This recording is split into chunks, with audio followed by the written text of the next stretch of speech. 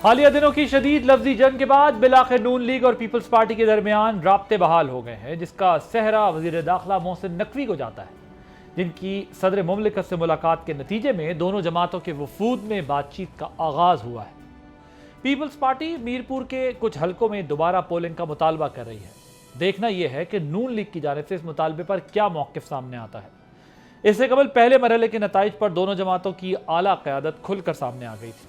बिलावल भुट्टो ने नून लीग को धांधली की पैदावार करार दिया था, जिस पर वज़ीर आला पंजाब मरियम नवाज ने सोशल मीडिया पर तंजिया रद्द-ए-अमल देते हुए कहा कि बारीक वारदात की मास्टरमाइंड पीपल्स पार्टी धांधली का रोना रो रही है। क़यामत कितने बजे है?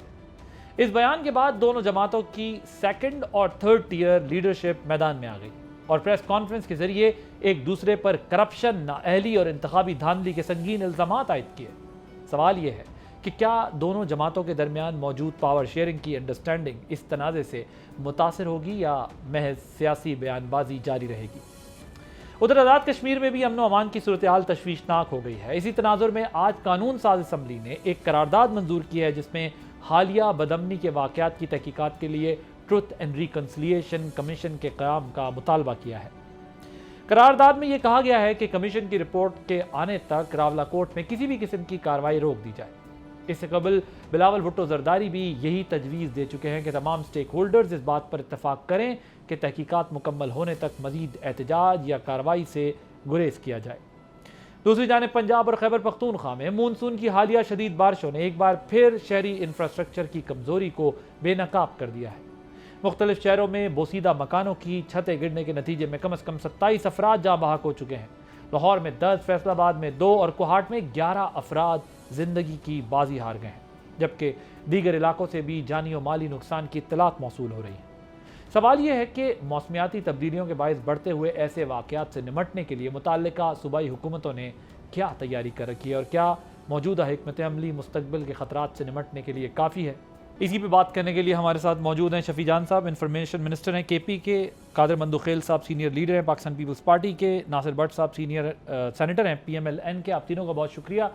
मंदुखेल साहब, ये बताएं, ये कश्मीर हुकूमत आपकी है, इलेक्शन कमीशन जो है वो कश्मीर का अपना है, और लेकिन आप लोग नून लीग की क़यादत को जो है वो धांधली की पैदावार भी कह रहे हैं और आप ये भी कह रहे हैं कि इन्होंने धांधली की है। तो आपका क्या क्लेम है कि क्या इलेक्शन कमीशन को नून लीग ने इन्फ्लुएंस किया है, उन्होंने इनके कहने पे इंतजामिया ने धांधली की है, या फिर खुद से जो है वो इलेक्शन कमीशन की गलती है? क्या हुआ है? आम लोग ये समझते हैं कि जहां इलेक्शन कमीशन शेड्यूल अनाउंस करता है, चाहे निगरान हुकूमत हो या कश्मीर की हुकूमत हो, उनकी जो फंक्शन है वो मातहत हो जाती है चीफ इलेक्शन कमिश्नर की। और ये 6 महीने पहले जो हुकूमत आई है कश्मीर की, ये भी पीपल्स पार्टी और नून लीग की मुत्तफ़क़ा मुश्तरका हुकूमत थी। तो ये एक प्रोपेगेंडा है। और आप मुझे एक बात बता दो, क्या चीफ इलेक्शन कमिश्नर जो कि एक पटवारी से कम नहीं है, गुलाम मुस्तफ़ा मुगल, क्या वो पीपल्स पार्टी ने किया है? क्या 16,000 CCD की बदमाशों को वहाँ 13 हल्कों के लिए ले जाने के लिए क्या वज़ीर-ए-आज़म राठौर ने इजाज़त दी है? क्या इस तरह इलेक्शन वाले दिन जो कत्लेआम हो रहा था, हमारे कारकुन जो न मुख्तार यूनुस को 3 को जख्मी करके और फिर जो बैलेट बॉक्स उठा के ले जा रहे थे, और 30 पोलिंग स्टेशन पे जो कब्जा किए हैं चौधरी यासीन के इलाके में, और दिन भर जो होता रहा, 5 बजे पोलिंग टाइम जब खत्म हुआ, एक जर्नलिस्ट एक शो में मेरे साथ थे, और फिर उसके बाद पता चला कि अब वहाँ रश तो थी नहीं है, तो 1 घंटा एक्सटेंशन क्यों दिया? उस 1 घंटे में मुस्लिम लीग नून के गुंडों ने वहाँ पे जो आम तौर पे बता रहे कि 10 से 15% टर्नओवर था, वहाँ पे 91% से लेके 99% जो ना वोट कास्ट हुए, जो राजा परवेज अशरफ साहब ने कल मीडिया को बाकायदा सबूत के साथ बताया। और एक पोलिंग स्टेशन जिसकी टोटल वोट 358 थे और कास्ट हुए 462। तो इन सारी चीज़ों के लिए बिलावल भुट्टो साहब ने कहा कि इसकी इंक्वायरी की जाए। बजाय इंक्वायरी करने का, बजाय शर्मिंदा होने का, बड़े फख्र से, बड़े बेशर्मी से चीफ इलेक्शन कमिश्नर रात को मीडिया पे आता है, वो कहते हैं अमन हुआ और बड़ा शफाफ हुआ। और फिर उसी हल्का जहाँ पे हमने कंप्लेंट दाखिल की है उसका रिजल्ट भी अनाउंस कर दिए। और फिर उससे पहले इलेक्शन से पहले जो निगरान वजीर है अमीर मुकाम साहब वो वहाँ मौजूद थे, सारे वजीर मौजूद है और खुद वजीर आला पंजाब ममाया वालिद मोहतरम स्टेज पे खड़े होकर खुशखबरी आप सुना दो, खुशखबरी आप सुना दो, और वो 10 बसें जेब में लेके और वहाँ पे अनाउंस करें, न जाने किस डिस्ट्रिक्ट के वो बसें थी। तो इन चीज़ों के लिए हम पिछले हफ्ता 10 दिन से चीख रहे थे, ऐलान कर रहे थे, दरखास्तें दे रहे थे कि इलेक्शन कमीशन खुदा को मानो, सत्तू पी के जाग जाओ, ये इलेक्शन रूल्स और इनका नाम के साथ जस्टिस भी बदकिस्मती से लगा हुआ है, उनको तो कानून ज्यादा पता है। तो मैं ये समझ रहा हूँ इन सारी चीजों के बावजूद अगर आपका इलेक्शन इस तरह है तो उसको कैसे मानेंगे आप ही बता दें मुझे। ठीक है, किस तरह माने भाई? इलेक्शन कमीशन की कहानी को वो कह रहे हैं कि जब तफसील तो आपने खुद ही सुन ली है, और वो ये कह रहे हैं कि धांधली की पैदावार, तो आप लोगों को कह रहे हैं कि धांधली की पैदावार है, मगर मसला अब ये है कि जहाँ चीज़ें चली गई हैं वहाँ से अब रिवर्स किस तरह होंगी? क्या ये जो मुलाकात हुई है इंटीरियर मिनिस्टर की सदर मुमलिकत से, यहाँ से चीज़ें अब रिवर्स होना शुरू होंगी या इससे आगे जाएंगी? बिस्मिल्लाहिर्रहमानिर्रहीम। मुझे एक चीज़ समझ नहीं आती पीपल्स पार्टी वाले बेचारे भाइयों की, ये हार गए हैं तो यार आप 13 सीटें हैं, अगर 9 हम जीते हैं, 4 आप जीत गए हैं, आपको इतनी परेशानी हो गई है, अब आपकी असलियत जाए और फिर ये सामने है ना कि आपको आज़ाद कश्मीर के लोगों ने वोट नहीं दिया। वज़ीर आज़म कौन है उधर? 6 महीने से किसकी हुकूमत है? पीपल्स पार्टी की है ना, पार्टी फैसल राठौर। इन्होंने बड़े शौक से हुकूमत ली थी, उस वक्त इलेक्शन करा रहे थे तो इन्होंने कहा नहीं हमें हुकूमत है। ये अब मैं कहूँ ना, फिर वो ब्लैक मेलिंग वाली बात है। ये समझ रहे हैं कि जैसे गिलगित बल्तिस्तान में इन्होंने ब्लैक मेलिंग की ना, आज मैं ओपनली कहता हूँ ना, अच्छा। कि वरना जी वो बजट नहीं पास होगा, फलां नहीं होगा। भाई हर जगह ऐसा काम नहीं चलता। आप इस तरह की तकरीरें हर जगह कर रहे हैं। आप अपने गिरबान में झांकें, देखें क्या हुआ है। आपको लोगों ने वोट नहीं दिया तो जाके लोगों को आप कैसे तसल्ली दे सकते हैं कि आपकी 6 महीने की परफॉर्मेंस भी उन्होंने देख ली। तो क्या आपने 6 महीने में क्या किया? बात यह है कि मैं ये समझता हूँ, देखें ये हमारे तादी हैं वफाक में, वफाक में हम तादी हैं, और हमने जब इकट्ठे हुकूमत संभाली तो उसकी एक वजह थी कि पाकिस्तान को जो लोग पहले आके इधर मुसल्लत हुए थे डिफ़ॉल्ट की तरफ लेके चले गए, और दुनिया कह रही थी कि पाकिस्तान डिफ़ॉल्ट होने जा रहा है। हमने मिल के, मैं पीपल्स पार्टी को भी कहता हूँ कि हमने अपने बयानिए साइड पे रखे, क्योंकि पहले पाकिस्तान, बाकी बात जमातें और लीडरान होते हैं। मैं तो हमेशा ये कहता हूँ, और ये बातें आजकल जो मैं सुन रहा हूँ, बिलावल भुट्टो साहब जिस तरह बातें करते हैं, ये कश्मीर के हालात मज़ीद ख़राब कर रहे हैं, और इससे इनको क्या मिलेगा ये समझ रहे हैं कि अगला जो स्टेप आएगा हमें लोग वोट देंगे। भाई आप मतलब आप ये कह रहे हैं अगर बजट ना होता तो आप गिलगित बल्तिस्तान के नताइज जो है वो ना आप तस्लीम मुझे करते? बताएं, गिलगित बल्तिस्तान में वो नताइज आप तस्लीम पे ना करते? पीएम साहब ने इनको मुबारकबाद दी ना। इनका क्या काम था? ये जो इलेक्शन हुए 13 सीटों पे, इनका तो काम था कि ये मुबारक देते ही नहीं तो एक्सेप्ट करते। देखें अब आप ये कह रहे हैं जी फलां हो गया, थैले तो आपके पकड़े गए वोटों के, लोग ले जा रहे थे इलेक्शन कमीशन के, वो कौन था? ये लोग थे। और दूसरा ये कहते हैं, देखें वो जहाँ एक कोई भी बंदा दुनिया से चला जाए तो ये एक सबको ये होता है कि ये नहीं होना चाहिए कत्लेआम। वो इससे पहले 6 महीने पैसे, वो जो पार्टी है ये देखे ना, आपस में इनकी पर्सनल थी, उनका बंदा भी एक इस तरह मर्डर हुआ था। तो पीपल्स पार्टी के अपने लोगों ने एक दूसरे को मारा? नहीं देखे ना, नहीं, वो मुखालिफ जो पार्टी थी इनकी, उनके आपस में पहले भी एक मर्डर हुआ है, ये 3-4 महीने पहले जब कोई इनकी आपस में चल रही थी चपकलिश। लेकिन मैं कहता हूँ वो नहीं होना चाहिए। वो ये इल्जाम आप लोगों पे लगा रहे हैं? नहीं, इल्जाम तो ये लगा रहे हैं ना। देखो अगर इल्जाम लगाने हैं तो आप हमें बताएं कि क्या इल्जाम आप लगा रहे हैं कि जी हमें लोगों ने वोट नहीं दिया, आपको वोट दिया, या तो आप बताएं ना। देखें मेरे पास कैमरा है, जहाँ की गलती होती है हम कैमरा निकाल लेते हैं, दिखाते हैं। इलेक्शन कमीशन ने इनको जिन जगह इन्होंने कहा जी 2 जगह कुछ डब्बे जला के वोटें जला के चला गया, उसने कहा जी वहाँ हम देखते हैं जो आपका जो इलेक्शन कमीशन इंसाफ करे, हमें नहीं है। लेकिन ये चीज़ें करना, मेरा मंदो खेल भाई, असल में ये अपनी भी सीट आ रहे हुए ना कराची में, तो इनको वो भी ज़्यादा दुख है। ये वो एमपीएम को करते हैं। लेकिन एक बात याद रखें प्लीज़, ना हम आप ब्लैकमेलिंग में आएंगे, ना कुछ इलेक्शन है। आप प्रोसेस में आए, जिसको हम वोट दे तो रिकाउंटिंग वाला मामला आप नहीं है। देखें अगर वो इलेक्शन कमीशन करता है तो हमें कोई इतराज नहीं है, इन्हीं के उधर ही है ना, इलेक्शन कमीशन रिकाउंटिंग करे, कुछ करे, शफी जान उसके पास जाए। शफी जान साहब ये बताएं, अब ये दोनों जमातों की जो कन्फ्रंटेशन है, इस पर पीटीआई की क्या पोजीशन है, और क्या पीटीआई अगर इस प्रोसेस का हिस्सा होती तो बहुत बेहतर तरीके से अपनी इन इश्यूज़ को एड्रेस नहीं कर सकती थी जो इस वक्त हो रहा है, और पीपल्स पार्टी के भी तहफ़्फ़ुज़ात हैं, तो पीटीआई भी बैठकर जो है वो अपनी बेहतर पॉलिटिक्स कर सकती थी, बिल्कुल सिस्टम से दूर रहने के बजाय। सबसे पहले आदिल साहब आपका शुक्रिया। देखिए आदिल साहब, अल्लाह ताला को किसी नहीं देगा, आप उस अल्लाह ताला की कुदरतें देखते हैं तो उनकी पहचान हो जाती है। अब ये अल्लाह ताला की कुदरत है कि ये एक दूसरे के खिलाफ चार्जशीट कर रही हैं। ये असल में आपने देखा होगा कि हमने पहले भी कहा कि जीबी का इलेक्शन जो था वो ये फैसला किया गया था कि पीपल्स पार्टी को दिया जाएगा और कश्मीर जो है वो नून लीग को दिया जाएगा, और वही हो रहा है। आपने ये भी देखा होगा कि जीबी के इलेक्शन में बिलावल साहब ने नून लीग पे इल्जाम लगाया कि इन्होंने धांधली की है, और फिर जब बजट का इजलास था तो 30 मिनट के लिए बिलावल साहब नाराज हुए। फिर एक फोन कॉल आती है और जीबी का जो हुकूमत होती है वो उनको सुपुर्द कर दी जाती है, और उसकी बात आज नासिर भट्ट साहब ने भी की। हमारी उस बात पे नासिर भट्ट साहब ने भी मोहर लगा दी है। फिर वही बिलावल साहब इसी हुकूमत के बजट को वोट दे देते हैं, जैसे कि अभी नासिर भट्ट ने कहा कि अगर आप हमें वहां की गवर्नमेंट नहीं देते तो हम बजट पास नहीं होने देंगे। तो बात बड़ी वाजे है कि ये दोनों जमातें, ये एक दूसरे की इंश्योरेंस पॉलिसी है। ये वहां पे नूरा कुश्ती करते हैं, जब चीजें सेटल डाउन हो जाएगी तो फिर ये एक दूसरे के पीछे खड़े हो जाएंगे।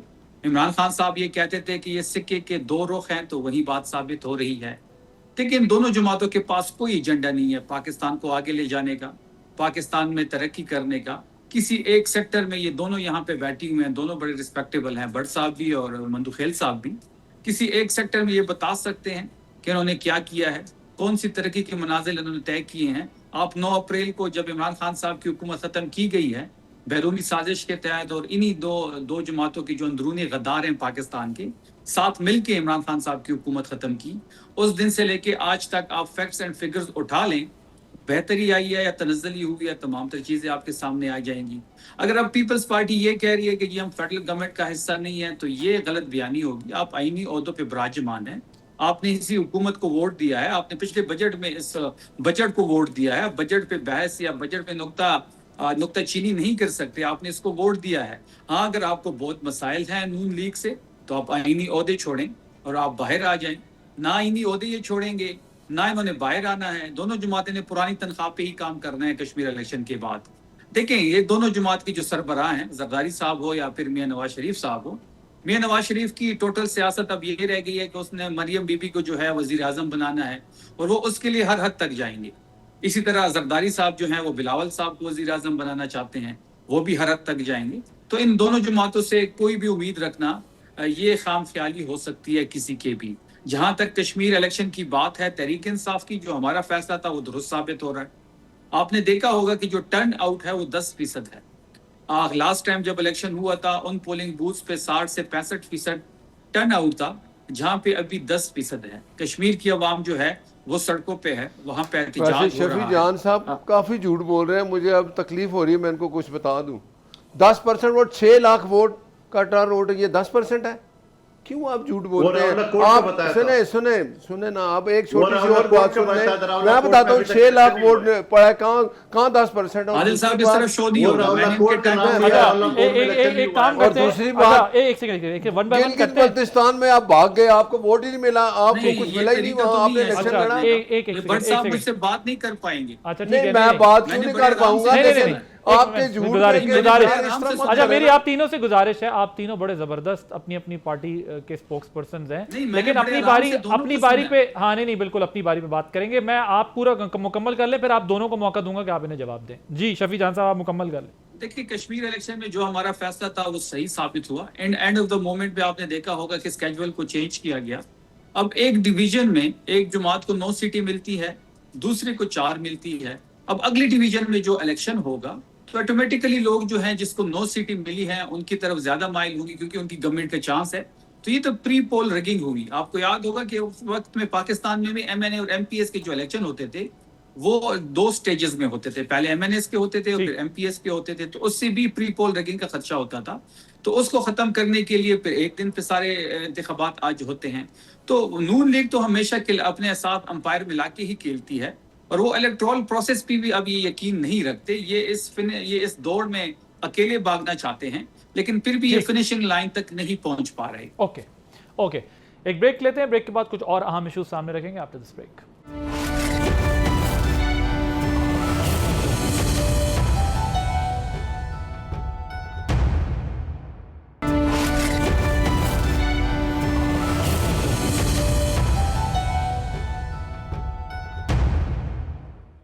Welcome back. एक तो ज़ाहिर है मुझे पता है मंदो खेल साहब आप नासिर भट्ट साहब की बात का भी जवाब देंगे और शफी जान साहब की भी, लेकिन ज़रा ये बताइएगा ये जो हाफिज़ नईमुर रहमान साहब ने भी आप लोगों पे तनकीद की है उसका भी ज़रा जवाब दीजिएगा। वो कह रहे थे कि अगर पीपल्स पार्टी इतनी बात करिए तो पीपल्स पार्टी फॉर्म 45 7 सीटों के कराची से दिखा दे। ये तीनों जवाब फिर एक साथ देते हैं। जी गो अहेड। आदिल अब्बासी साहब, बिल्कुल आपने दुरुस्त में भी इसका जवाब देने वाला था। हाफिज नईम साहब ने कहा है कि पीपल्स पार्टी कराची वाले उनसे नफरत करते हैं और पीपल्स पार्टी कराची से जीती है और हाफिज नईम साहब जो कराची का सदर भी रह चुका है और जमात इस्लामी पाकिस्तान का अमीर है वो हार चुका है। ये मैं नहीं कह रहा हूँ, वो खुद कहता है कि मुझे फॉर्म 47 के तहत रिजल्ट पकड़ा दिए, मैं नहीं जीता हूँ। एक शख्स जब खुद रिजल्ट उसके हाथ में वो कहते हैं मैं हारा हूँ, वो पीपल्स पार्टी पे कैसे इल्जाम लगा सकती है? पहली बात। दूसरी बात ये कि नासिर भट्ट साहब ने जो बातें की है बहुत सारे हवाले से, मैं इससे पूछना चाह रहा हूँ कि क्या जो एक्शन कमेटी के मुतालबात थे और उसका मुतालबा नंबर 3 ये था कि माजरीन की सीटें खत्म कर ले। पीपल्स पार्टी ने भी ये कहा, आज़ाद कश्मीर की सुप्रीम कोर्ट ने भी ये कहा कि ये आईनी मसला है कि आप असम्बली से तय कर लें। अभी हम मुज़ाकरात कर ही रहे थे कि वहां पे राना सनवाल ने एक तकरीर डाली जिसकी वीडियो आपकी नजर से गुजरी हुई है। उन्होंने कहा ये जो कश्मीर माजरीन की सीटें ये हमारे जेब में है और मैं कैंडिडेट को जो ना इंतजामिया के साथ बिठा दूंगा। वो की सीसीडी के बदमाशों का नाम नहीं लिया है मगर कवर सीसीडी करेगा। आप मुझे बताओ कि वो जो एक्शन कमेटी है उनकी जो एक मुद्दत है जो मुतालबा नंबर 3 था उसको तो आपने साबित कर दिया कि आप 2 नंबर से आज जीते हो, इस वजह से सीटें खत्म करो। फिर उसके ऊपर जो मुल्क का बदकिस्मती से एक बुज़दिल वजीर दिफा आया हुआ है और वो शख्स जब हिंदुस्तान का जंग हो रहा था तो ये चड्डी पहन के पता नहीं किस नहर में नहा रहा था। पूरे दुनिया में जो सफारतकारी कर रहा था वो बिलावल भुट्टो कर रहा था, वजीर दिफा का, वजीर खारजा का, वजीर इत्तलात का, जबकि फील्ड मार्शल कमांडर फौजों के साथ बॉर्डर पे थे जैसा अमेरिका का वजीर दिफा। ये बुज़दिल शख्स कहाँ छुपा होता और ये जाके कहते हैं रावलाकोट वाले कश्मीरी नहीं है, ये आज़ाद कश्मीर का हिस्सा ही नहीं है। हमने बाबा यहाँ पे 5 जंगें लड़ी है कश्मीर के लिए, यहाँ पे पाक फौज ने, हमारे कबाली लोगों ने शहादतें दी है कश्मीर की आज़ादी के लिए और ये कश्मीर का जो मुकदमा है वो कमज़ोर करके और उसको जो है सबोताज करे। मैं ये समझ रहा हूँ आदिल अब्बासी साहब, ये पार्टी 1985 में पीपल्स पार्टी की गलती की वजह से जहां हमने बाइकाट के इलेक्शन का, ये जनरल जनानी और जनरल जियाउल्लाह के गोद में बैठ के ये आई और इस पार्टी ने कराची में एमक्यूएम बनाई 1985 में और फिर उसके मुकाबले में पंजाबी पख्तून इत्तेहाद बनाया और फिर इन दोनों का लड़वाया, फंडिंग करा था नवाज शरीफ और उनकी पार्टी। और ये लोग क्या करते कि यहाँ पे इंडस्ट्रियलिस्ट को बत्ते की पर्चियां ये सारी चीजें दे रहता और सारे इंडस्ट्रियलिस्ट को वहां से भगा दिया। वो लाहौर शिफ्ट किया। लाहौर तो एक पिंड का नाम था, बड़ा हमारे एक दोस्त तो कह रहे लाहौर शहर नहीं है, एक बहुत बड़ा पिंड है। तो मैं ये समझ रहा हूँ कि ये लिसानी पार्टी है, ये वो पार्टी है जहां से 5 लोगों पे जहाज भर के इनके सालगिरह पे आता है और ये लाहौर में खड़े हो कहते हैं मैं पंजाबी हूँ, कश्मीर में खड़े हो कहते हैं मैं कश्मीरी हूँ और घर का नाम हिंदुस्तान का जाती उम्रा रखा। ये है कौन से लोग? जरा का शजरा तो निकाल। अगर मैं आप लोगों से वैसे रिक्वेस्ट करूंगा, ये तो ज़ाहिर है ये जवाब देंगे आपकी बात का, लेकिन लाहौर हो, कराची हो, कोयटा हो, पेशावर हो, ये चारों शहर जो है पाकिस्तान के ये बड़े तारीखी शहर हैं और इनकी बड़ी पाकिस्तानी बोले ने वो क्यों कहते हैं मैं पंजाबी हूं, एक बड़ी मजबूत हैसियत है। वो तो कहे मैं पाकिस्तानी हूं, हमें खुशी होगी मगर ये है नहीं पाकिस्तानी। इन चारों शहरों का कल्चर जो है वो पाकिस्तान से पहले बनने से पहले भी जो है वो बड़ा मजबूत कल्चर था, लेकिन जाहिर है पाकिस्तान की शान है ये चारों शहर। एनीवेज जी, अब वो कह रहे हैं जी बात, और ट्रूथ एंड रिकन्सिलिएशन कमीशन भी बनाने की बात कर दी है। वो ये कह रहे हैं कि भाई आप तो 1985 से ही, हाँ हमारी गलती का नतीजा है कि आप बन गए और फिर ये सब कुछ टूट फूट हो गई, लेकिन अब वो बहुत पीछे जा रहे हैं। वो ये बात कर रहे हैं कि आप लोगों ने अपना इन्फ्लुएंस जो है ना वो इस्तेमाल करके यहाँ पर लसानी फड्डा भी जो है वो खड़ा करवा दिया मुल्क के अंदर जगह जगह। और अभी जो कश्मीर की भी सूरत हाल है उसके ऊपर भी ये वफाक पर तनकीद हो रही है और बिलावल भुट्टो साहब जहाँ तक पहुँच गए और कश्मीर का मसला जिस तरीके से हैंडल किया जा रहा है। देखिए ये एक आपके वफाकी वजीर का जो बयान था कि रावलाकोट वालों को या मीरपुर वालों को तो मैं कश्मीरी नहीं मानता, उसने भी काफ़ी आग लगा के रखी और काफ़ी तनाज़ा। आप खुद भी बट हैं, कश्मीरी हैं, आपको पता है कि इस किस्म का बयान कितना जो है वो काउंटर प्रोडक्टिव है या डैमेजिंग होता है। क्या स्ट्रेटजी है आपकी कश्मीर को लेकर, आप किस तरह इस मसले को हल करना चाहते हैं? देखें मेरे भाई बड़े दूर निकल गए जनरल जिलानी, इनसे पूछे बिलावल भुट्टो साहब के नाना किसको डैडी कहते थे, कौन था वो, उसका नाम इनको पता है या मैं बताऊं? बताऊं कि ना बताऊं? अच्छा, बात ये है कि ये बातें सुने, आप सुने ना, वो डैडी आप कहते थे ना बिलावल भुट्टो साहब के नाना। सुने एक बात, इस तरह की बातें करके आप क्या साबित करना चाहते हैं? देखिए बात ये है कि अभी मैं आपको शर्मिंदगी होगी मीडिया पे बताने, अभी जरा आप देखें ना, मेरी भी सुन लेना। मैंने आपकी, और लाहौर के मुतालिक आप कह रहे हैं गांव है, फिर आप लाहौर जाके वोट मांगते हैं, आपको अभी सॉरी कर देनी चाहिए। ये चारों शहर बहुत जो देखें ये सब हमारे शहर, और आप इस तरह की बात करें, वो गांव था फलां था, कश्मीरी, मियां नवाज शरीफ कश्मीरी, उनके वालिद कश्मीरी, मरियम नवाज के वालिद कश्मीरी, उनके दादा कश्मीरी। मुझे आप बताएं, हम कश्मीरी हैं, अगर मियां साहब ने ये कहा है कश्मीरी लोग अगर आज़ाद कश्मीर के लोग उनको वोट दे रहे हैं, तो भाई आपको क्या परेशानी है? आप ऐसे काम करें ना कि लोग कश्मीरी आपको वोट दें। आपकी हरकतें जो है ये सामने, आप कहाँ से कहाँ तक चले गए हैं।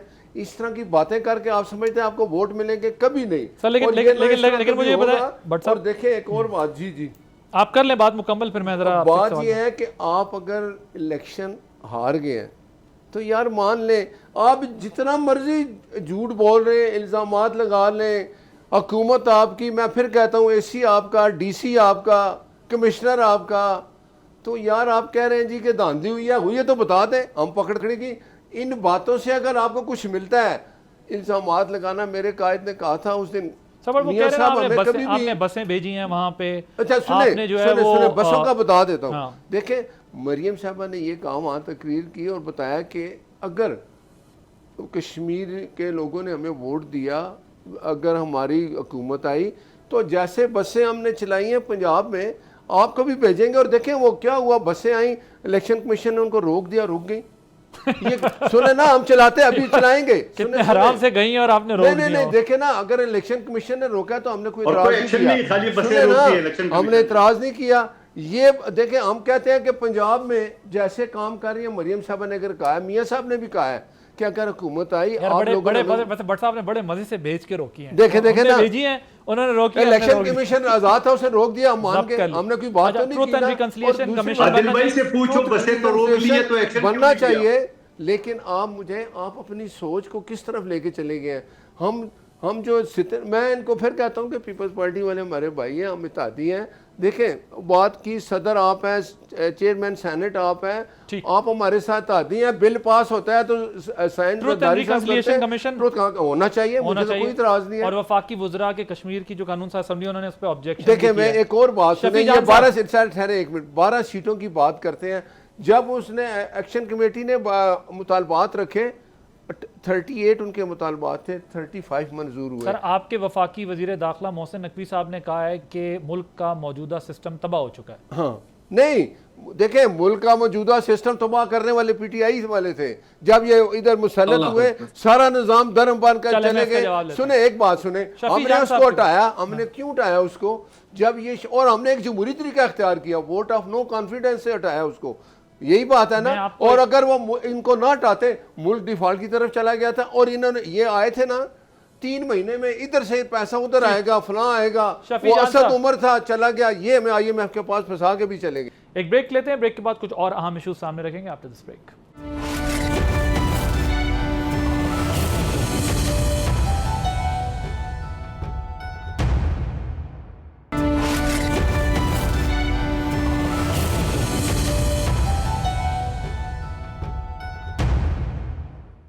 Welcome back. रफी जान साहब, इंटीरियर मिनिस्टर कह रहे हैं मुल्क का मौजूदा सिस्टम तबाह हो चुका है, और नासिर भट्ट साहब कह रहे हैं वो आप लोगों ने किया था, हमने मुल्क बचाया है। और पीपल्स पार्टी कह रही है कि PMLN धांधली कर रही है, और PMLN कह रही है कि पीपल्स पार्टी धांधली कर रही है, और अवाम ये सब कुछ देख रही है, और अवाम सब कुछ देख कर जो है वो खामोशी से बैठी हुई है कि आगे क्या होगा। देखें, ये इनको 5 साल हो गए हैं, और ये वाहिद वजीर आजम है जिसने 5 बजट पेश किए हैं। 2 पैडियम के फेज 1 में इन्होंने बजट पेश किए, और 3 बजट अभी तक ये पेश कर चुके हैं। ये अगले 10 साल बाद भी आप इनसे पूछेंगे तो ये कहेंगे कि इमरान खान साहब की वजह से, क्योंकि इमरान खान साहब इनके वो कहते हैं बिल्कुल वो खौफ है इमरान खान साहब से, इनको खौफ आता है उनके नाम से। आप 5 बजट जब एक वजीर आजम पाकिस्तान की तारीख में कभी किसी ने पेश नहीं किए, और अब भी जब वो बजट पेश कर रहे थे तो आपको याद होगा वो ये कह रहे थे कि जीडीपी को हम 4% पे लेके जाएंगे। जब हमारे टाइम पे जीडीपी 6% की थी तब शहबाज शरीफ कहते थे कि ना तरक्की हो सकती है और ना रोजगार मिल सकता है। अब 4% पे रोजगार कैसे मिलेगा, कैसे तरक्की होगी? इनकी वो तजुर्बेकार टीम कहाँ पे गई जो ये कहते थे कि हम इकोनॉमिक रिवाइव करेंगे? पेट्रोल का हाल देख लें कि इन्होंने पेट्रोल ईरान और अमेरिका की जंग को भी माली गनीमत जाना और पाकिस्तानी अवाम के जेब पे डाका डाल दिया। आज आप जो पेट्रोल की प्राइसेस है, पाकिस्तान इस वार के बाद पाकिस्तान में सबसे ज्यादा दुनिया में पेट्रोल की प्राइसेस बढ़ाई गई हैं। बेरोजगारी जो है वो 71 साल की तारीख तरीन बुलंद तरीन सतह पे है।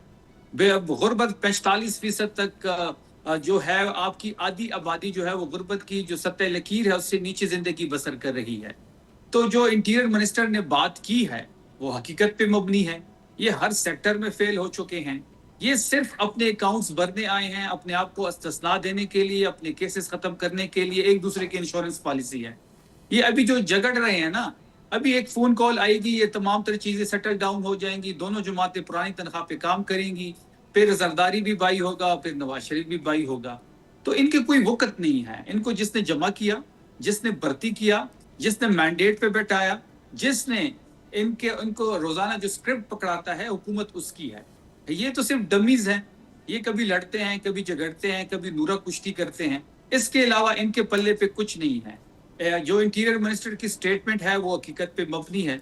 आपको मैंने शुरू में कहा कि आप कंपेयर कर लें इमरान खान साहब के 9 अप्रैल की फिगर्स को और आज की फिगर्स को। डॉलर रेट देख लें, सेंसिटिव प्राइस इंडिकेटर जिसमें आटा, दाल, चीनी, उसकी प्राइसेस देख लें। 150 का पेट्रोल इनको महंगा लगता था, 320 का सस्ता लगता है। अब पिछले एक हफ्ते में 35 रुपए पेट्रोल की प्राइसेस बढ़ाई गई है और 60 रुपए जो है वो डीजल की बढ़ाई गई है। अगर हमारी हुकूमत होती, हमने $120 में जब बैरल था पाकिस्तान में 150 का पेट्रोल मिल रहा था। अगर अभी हमारी हुकूमत होती और जो प्राइसेस आलमी मंडी में पेट्रोल के हैं तो पाकिस्तान में अभी 100 रुपए से कम का लीटर मिल रहा होता। Point taken sir. मैं आपको बड़ा एक और तीनों के सामने इंटरेस्टिंग सवाल छोड़ रहा हूं, क्योंकि ये अभी आज जो एक इकोनॉमिक वो हुई है, समिट हुई है, मंदोखेल साहब इसका जवाब मुझे आप भी देंगे और आप दोनों से भी मैं लूँगा। वो कह रहे हैं कि भाई बिजनेस कम्युनिटी ये मुल्क चला रही है और हमें सेनेटर्स भी दें, हमें MNAs भी दें और हर सूबे से हमें 10 MPs भी दें बिजनेस कम्युनिटी को कोटे में, यानी ये वो बना के आप दें, तो फिर आप ये देखें कि हम इस मुल्क को जो है वो कैसे चलाते हैं और कैसे इसकी मईशत ठीक करते हैं और कैसे खड़ा करते हैं इस मुल्क को। तो क्या ऐसा भी कोई ऑप्शन ज़ेरे गौर आ सकता है?